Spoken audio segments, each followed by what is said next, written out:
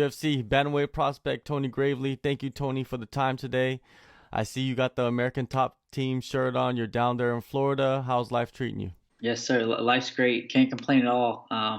It's a little different, Virginia compared to Florida as far as the heat goes, but it's definitely something different. But it's been fun, getting used to a new way of life, a new gym, getting to know a bunch of really good people, really good teammates, coaches. So I can't complain at all. It's not the first time you've been down there, right? You've been back and forth periodically, right? Yeah, I've been there two times before I actually moved down, and every time I went down, everybody was really cool. The first time, it's you're the new guy, and it's kind of not necessarily intimidating, but it's different because it's like everybody's kind of got their own practice partners, and you get there and you're kind of sitting there on the mat twiddling your thumbs, and you kind of get whoever's left over, which is fine because I didn't care who I went with. And then you start to work with somebody and they realize, oh, Tony's a pretty good practice partner. So then the next time I came, I already knew some people. And then now when once I moved down, I'd already known most of the people that I work out with. I've already been with them before. So they were happy to see me. I was happy to see them and, get the chance to work with them on a daily basis. Yeah, ATT, they have a collection of, fighters from 125 to 145 that is pretty much unmatched, man. Like, the mats are crazy down there. Who have you been working with closely over the past few months? I worked with I actually made a list because I don't want to forget. There's so many really good fighters. I kept a list of like all the guys that I work with because I don't want to forget anybody. I actually just got done working with Kyoji Horiguchi. Actually, I drill with him usually at night times. He's really strong, fast. He's great. Worked with Marlon Moraes, Pedro Munoz, Adriano Moraes. Alexandre Pantoja has been helping me. Ricky Mendejas, Andre Sukumta. And there's some other guys that people may not necessarily know, but that are really tough and they're on their way up, like Juan Puerta. Sal Guerrero, Danny Sabatello is actually fighting next weekend on the Contender Series. Andre Sukumta is also fighting next week as well on the Contender Series. Paulo Santos and Jason Eastman. Those are guys that I work out with a lot. And, it's a big list of guys. I didn't want to forget anybody. Randy Costa. There's a lot of tough guys. I mean, you go on the mat. Doesn't matter what day it is, you're going to have a good partner. There's no easy rounds, no easy goes. Nobody's in there just to make it through the workout. Everybody's working hard. They're pushing through. And, it's just a very motivating environment to be in. You have all these guys fighting, so you must have been a big part of their camps. How has that helped you? That's been great because it's like I have helped a couple of people since I got there, kind of been helping, not necessarily helping like as if I'm, the main guy helping, but it's cool to get to be around these guys, and it motivates you to be in shape because I want to be the best I can, not only for me, but I want to help these guys as well. And now it's my turn. They're doing the same thing. So it's really cool. It's guys do a really good job of once they fight, they come back in, and now their job is to help you as well. So it's like a finely fine-tuned machine of fighters just helping each other, building each other up, and it's really cool to be a part of. And you have so many different styles too. You do have the best guys in the world, but the styles are not all the same. Sometimes you go to gyms and everybody has like a similar style, so it's like you're going against the same person over and over again, but you're not. Yeah, like you said, everybody's a different style. Like Kyoji, for example, is a completely different style than anybody else. He's got that Taekwondo style in and out. He switches stances. He's probably the most explosive person in the gym. And he's a flyweight / bantamweight, but he's strong. He feels like a featherweight the way he feels on top too. And then you've got other long guys. You've got guys leg lockers, guillotine guys like Pedro. Adriano is good everywhere. So and you got a bunch of other guys that are like I said that are on the come up, like Juan Puerta, who should already have been in the UFC. He's another longer fighter. So whether it's a short, stocky guy or a taller, lanky guy, a grappler, striker, it's all there. So everything's in one spot for you. After your strong Contender Series performance. You made your UFC debut against Brent Johns in January, and that was a tough task for anybody that's entering the UFC. Coming out of that fight, what did you learn the most from being in there with such a top ranked guy? He's one of the best in the world. Yeah, I mean, I learned that you gotta, which I knew this from the start. You gotta um, it's going to be a scrap from beginning to end, especially at this level. There are people are harder to break, you know, and I know that. But I think what I learned the most is just being able to learning how to make adjustments on the spot. So, maybe I'm a heavy grappling base, but if I'm doing better striking, keep it on the feet, things like that.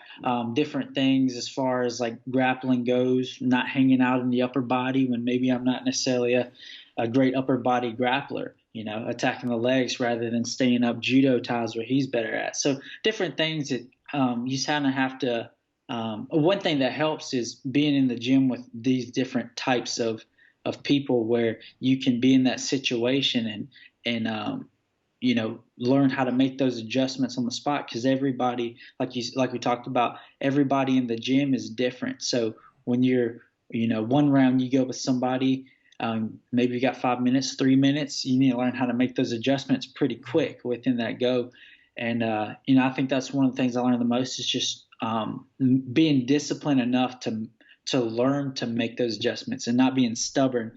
You do something and you're like, you're used to it working, so you do it regardless. You're like, I'm going to make it work. Maybe it's not going to work. Maybe you need to do something else. So I think that was my biggest takeaway from that fight. You're riding a 7 fight win streak, and when you are on a streak like that, you get used to winning. So when you took that loss, did it take you some time to get over it, or does it still linger inside you and it kind of drives you more? I mean, it's always gonna, as a competitor, it's always gonna bother you, no matter who it's to. But it's one of those things where it's always bittersweet, because when losing, nobody wants to lose, no matter what, who it's to. But I mean, I lost, and I know that it was close, could have went either way, but it didn't go my way. So it's really hard to, which I guess is the way. So you can kind of beat yourself up because you're like, oh, I was this close, or you can say, well, I was this close, and I know that he's tough, and I know that he at one point was top 15 opponent, and in my eyes should have still been a top 15 opponent, because he only lost to like number 2 and number 4 at the time. So it kind of helps me gauge where I'm at, and I've learned to take away mostly good things from it. Like I said, you can always beat yourself up and be frustrated about it, but overall, a lot of good takeaways from that fight for me. Some fighters, they can beat themselves up too much to where it messes with them mentally, right? So you do have to have that balance moving forward, right? Yes, sir. Yes, sir. It's definitely I mean, it's always gonna hurt. It should hurt. It should hurt. You should never lose and be content with it, because that's the point of fighting, is to be better and to beat the guy. So I never want to get content losing. So but you take away what you can from it, make it a better you, make yourself better, and next time you do better. Well, you're returning off a 10-month layoff. Was that something that was a conscious decision, or was it just difficult to get something booked? No, it was kind of it was, I would like to have fought sooner, but between all the things being delayed from COVID and moving, it was kind of between the two of those. It kind of took some time. I had opportunities, but I had just moved, and I hadn't been able to be in the gym like I wanted to in Virginia. So when I moved here, I finally got to get back in a regular routine, and I wanted to make sure I made myself in a routine to where I'm not rushing to get ready for a fight. So now, I think now is perfect. As far as how I feel and how my body, how I've become accustomed to the new schedule. But after this, I'd like to be definitely a lot more active, And I think that the fact that people are always getting, there are always fighters that are preparing for fights. It's going to help me stay ready because I need to not only keep myself ready, but I need to help prepare those guys for their fights as well. It will definitely come in handy, with the the climate of the UFC right now, where the fights are getting booked in like 2 weeks, 3 weeks. So you do have to be ready. Yeah, I'm definitely looking to once this fight's over, I wanna pop out as many as I can. As long as I'm healthy, I'm in a position where there's no reason why I shouldn't be ready with all the guys that I have to work with in the gym. Your upcoming opponent, Geraldo de Freitas, he's 1-1 in the UFC. Have you gotten a chance to go back and not really study, but just look at his performances in the octagon? And what do you feel about that? Yeah, I've looked at a couple of his fights. He's a scrapper. He's a tough guy, and that's good because that's what I like. I like being pushed. When you get somebody that's going to push from beginning to end, it should make you a better fighter because you got to keep rising above that occasion. They push back, you give more, and you keep climbing. And I'm excited because for one, it's been a long layoff. Two, I think I'm in a better position than I was. My body feels better. I feel like I've become a lot better over the short amount of time I've been here, and I'm just ready to get in there, compete against another tough fighter. But I think I'm a better fighter, and which I'm sure he thinks the same. But I'm just ready to step in there and get a good scrap. So Other than being scrappy, does anything else impress you about him?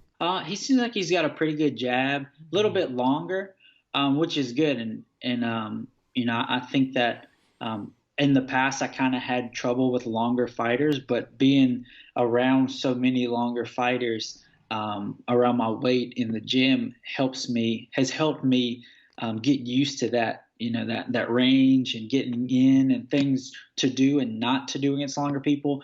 And I'm excited, but that's a test for me as well.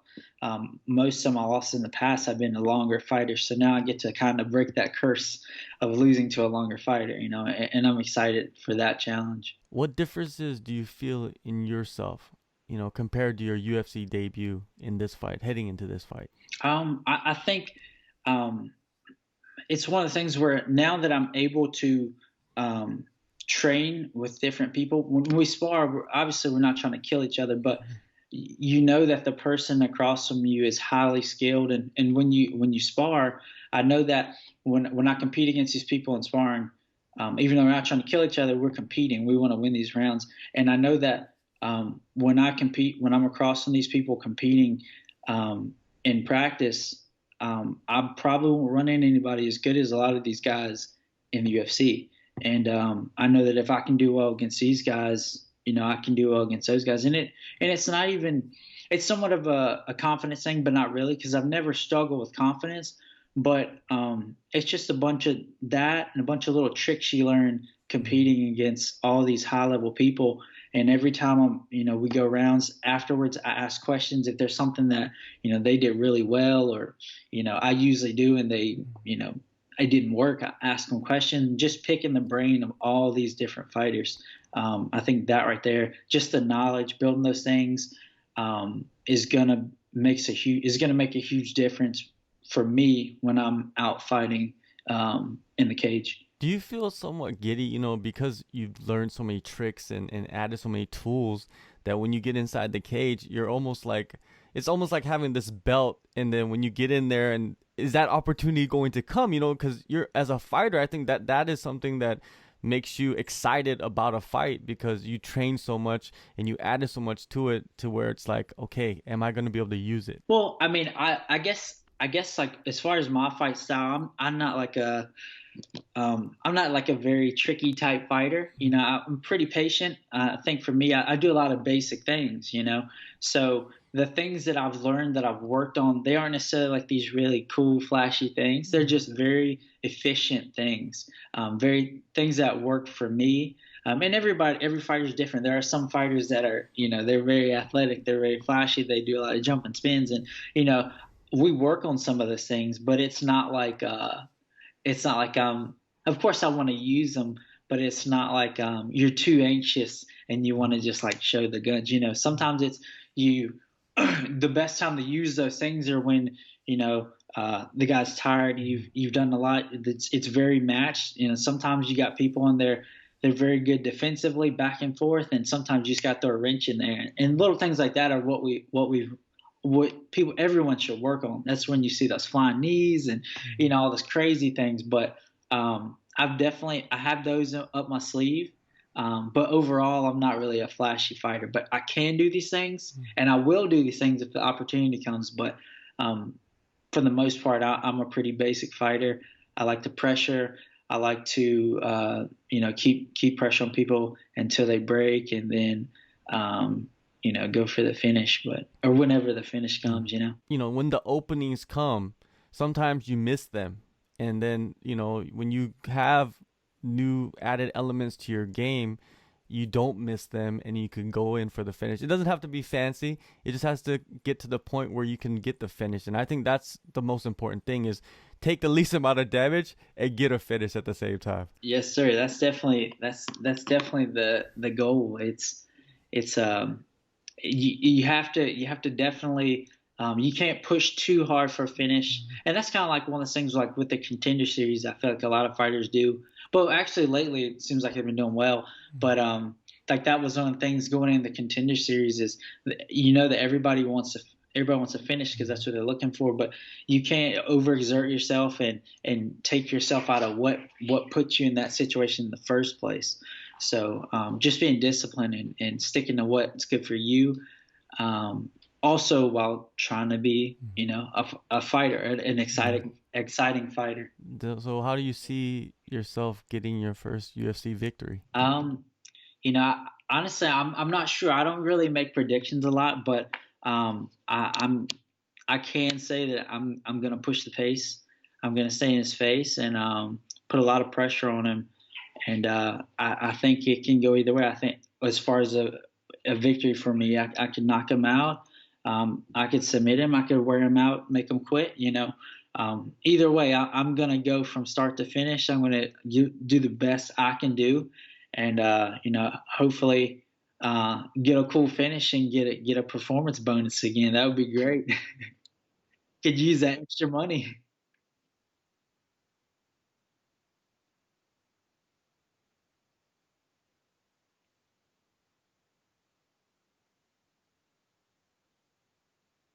I was actually a little surprised. I'm not sure. Every fighter's got their own journey, and what works for them and what they feel is best for them, which is how it should be.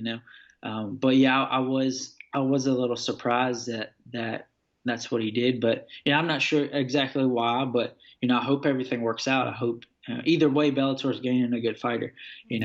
So I'm a fan of all promotions. I watch all fights. And the cool thing here is I've got friends that fight in, teammates that fight in all promotions. So it makes it a little more exciting now. But yeah, I was a little shocked, but I know he's going to do well. And, I'm excited to watch him, his future as well. He's a really cool guy. We've been kind of keeping in touch, and, he's a cool dude. I wish all the best for him. November 14th, UFC Fight Night, Las Vegas. Tony's back in the cage, getting after it. Thank you, Tony, man. Always good speaking with you and catching up. All the best, and hopefully we get another one in before the end of the year. Fingers crossed. Yes, sir. Yes, sir. That'd be great. Thank you so much for having me back on. It's an honor to talk to you again. Take a move in the ring. You can hit me with a